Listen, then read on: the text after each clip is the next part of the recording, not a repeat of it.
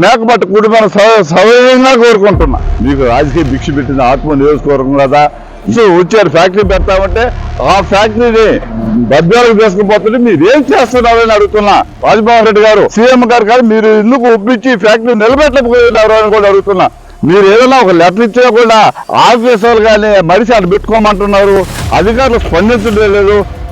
అభివృద్ధి అంటే మన ఆనం రామరెడ్డి గారిని చూసి నేర్చుకోండి. స్మాల్ స్కేల్ ఇండస్ట్రీ పెడతామన్నారు, వాళ్ళలో 6 మంది మీ బినామీలని ఊరంతా కోడేకి వస్తుంది.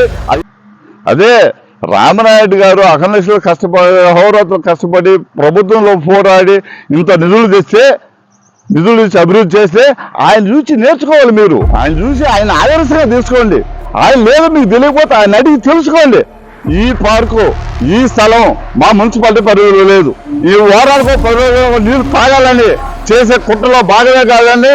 ఎమ్మెల్యే గారు దయచేసి ఈ అభివృద్ధి కోసం పోరాటం చేయండి.